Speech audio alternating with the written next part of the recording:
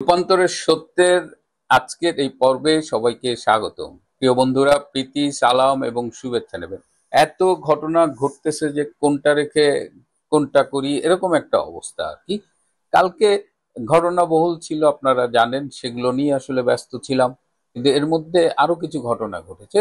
এই যে ডক্টর ইনুসের যে প্রেস উইং, যেটা হিটলারের প্রেস উইং ছিল, যে গোয়েবলস, সে গোয়েবলসও মনে হয় এখন বেঁচে থাকলে লজ্জা পেত এই ডাস্টবিন শফিকের পারফরমেন্স দেখে। মানে মিথ্যে কত শিল্পিত হতে পারে, কত চমৎকার ভাবে উপস্থাপন করতে পারে, এবং যার আপাদমস্তক মিথ্যে মোড়া। তো এই লোক এই গত 15 মাস জাতির কাঁধে চেপে বসেছিল আর কি। জাতির ইনুসের সমগ্র সামগ্রিক ভাবে একবারে পাইন মেরে ফেলাইছে আর কি। এখন তিনি এক্সিট প্ল্যান খুঁজতেছে। আপনারা জানেন যে ইনুস সরকারের অনেকে এক্সিট প্ল্যান খুঁজতেছে। তো সে একটা অভিনব এক্সিট প্ল্যান খুঁজতেছে। একটা হলো যে যদি দেশের বাইরে পালা যাইতে পারে ডক্টর ইনুসের সাথে, সেটা অন্য কথা, কিন্তু ডক্টর ইনুস যে পরিমাণ সেলফিশ, তাতে শফিক মফিকের সাথে নেবে কিনা আল্লাহই জানে। যাই হোক, তিনি একটা প্ল্যান বি করে রাখছেন যে তিনি রোজার ওই আগামী ফেব্রুয়ারি মার্চের দিকে তবলিগে যাবেন। 3 চিল্লা 120 দিন তিনি তবলিগে থাকবেন, এবং তবলিগে তিনি আসলে আত্মগোপনে থাকবেন, এবং তিনি বলেও দিচ্ছেন কোন দিকে থাকবেন। এই বরিশালের স্বরূপ কাটি টাটি ওই দিকে থাকবে, যাতে পরিস্থিতি নিয়ন্ত্রণের বাইরে চলে গেলে ওই দিক দিয়ে পালাই যেতে পারে। এবং আপনি জানেন যে তবলিগে সবাই আল্লাহ রাস্তায় যায়, ভালোর জন্য যায়, কিন্তু অনেক ক্রিমিনালও আত্মগোপন করে থাকে ওই তবলিগের সাথে মিশে। আবার তিনি বলতেছেন যে এটা তার মামা বাড়ির আবদারের মতো আর কি, যে তবলিগে যারা যায় তারা বিভিন্ন ভাষায় বা মানুষজনকে ধর্মের পথে দাওয়াত দেয়, তিনি এগুলো করতে পারবেন না আর কি। তিনি ধর্মীয় রিকোয়ারমেন্ট পালনের জন্য তো যাচ্ছেন না, তিনি যাচ্ছেন তো আসলে আত্মগোপনের জন্য। নিজের মুখে শোনেন। দিনের চিল্লায় যাবেন ভাই? 120 দিনের চিল্লায় যাবো, মানে সরকার শেষ করেই? হ্যাঁ, 120 দিন। আমার ইচ্ছা আছে ওই যে স্বরূপ কাঠির থেকে ওই বৈঠাকাটা ওই জায়গাটা পুরোটা রেকি করা। হ্যাঁ, ওইখানে যত মসজিদে আছে বাক্স প্যাকটা নিয়ে যাব, আর ওদেরতে স্পেশাল অনুমতি নিব যাতে মোবাইলটা সাথে দেয়, ওগুলো ডায়েরিতে লিখতে। কোন সময় যাবেন চিন্তা করছেন? আমার চিন্তা হচ্ছে মিড ফেব্রুয়ারিতে বা রোজার পর পরই। রোজার মধ্যে যাওয়াটা টাফ, ওরা নিতেও চায় না। আচ্ছা, হ্যাঁ, আমার ইচ্ছা আছে ধরেন মিড মার্চে যদি যাই, আমার 120 দিন খারাপ হবে না। মোবাইল লাগবে, হ্যাঁ, কিন্তু ওরা বলে শুনছি যে বাটন ফোন ছাড়া নিতে দেয় না। হ্যাঁ, ওই ছবি তোলা তো আবার ওরা তো নিজের পছন্দ মতো এলাকায় যেতে দেয় না। হ্যাঁ, ওরা তো ওদের মতো করে না, একটু সুযোগ আছে। না ইয়ে আছে, একটু সুযোগ আছে। কেন যাবে চিল্লায়? আমার চিল্লায় একটা ভালো জিনিস হচ্ছে যে আপনাকে কিন্তু জোর করে না।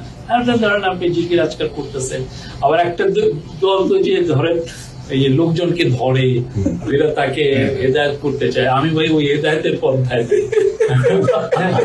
আমি জাস্ট মসজিদে থাকলাম বা একটু ঘুরলাম, একটা নদী দেখলাম, একটা ছবি নিলাম। মানে এখন কি প্রেসারে আছেন যে ওই সময় প্রেসারটা কমাইতে যাবেন? 120 দিনে ওইখানে থাকলে হয় কি একটা লাভ, যে ধরেন আপনার পুরো আপনি 18 মাসের পুরো জিনিসটারে আপনি রিলিভ করতে পারবেন। হ্যাঁ, আর তাবলিগের খাবার কিন্তু খারাপ না, মসজিদটা ভালো যায়। যদি শুনে যে এইখানে প্রেস সচিব আসছে, খাবারটা ভালো, সাবেক প্রেস সচিব।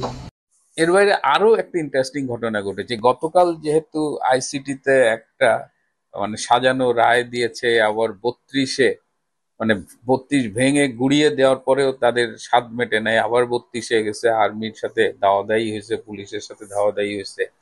ঠিক যে মুহূর্তে বুলডোজার আর্মি ভাঙতেছিল, ঠিক সেই মুহূর্তে ধানমন্ডি 27-এর পাশে যে রাপা প্লাজা আছে, সেইখানে এই যে শফিক তো প্রেস সচিব আর ডেপুটি প্রেস সচিব, ওর নাম কি, আবুল কালাম আজাদ মজুমদার বোধহয়, ওই যে একটু চোখগুলা একটু ডিফারেন্ট, স্পেশাল, হ্যাঁ, স্পেশাল দৃষ্টির অধিকারী। সে তো মানুষ মনে করে না। ডেপুটি প্রেস সচিব হওয়ার পর থেকে তার ব্যবহার এত খারাপ হয়েছে যে কালকে সে গাড়ির মধ্যে থেকে আর পথচারী কয়েকজনের সাথে ভীষণ খারাপ ব্যবহার করছে আর কি। মানে দেখে নিবে আর কি, তারা তো এখন দেশের রাজা। তারপরে কি হলো, প্রথমে দেখেন যে গাড়ির মধ্যে বসে কিভাবে থ্রেট করতেছে।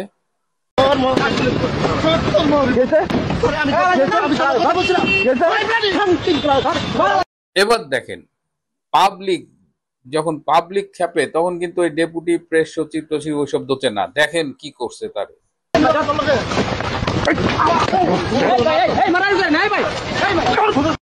এবং তখন এই মোহাম্মদপুর থানা ওইদিকে মানে থানার থেকে পুলিশ আসছে এবং পুলিশ এসে তাকে উদ্ধার করছে, তাকে থানায় নিয়ে গেছে এবং পরে মুচলেখা দিয়ে তাকে ছাড়া হয়েছে। সুতরাং দেখেন পাবলিক রোষ কিন্তু শুরু হয়ে গেছে আর কি।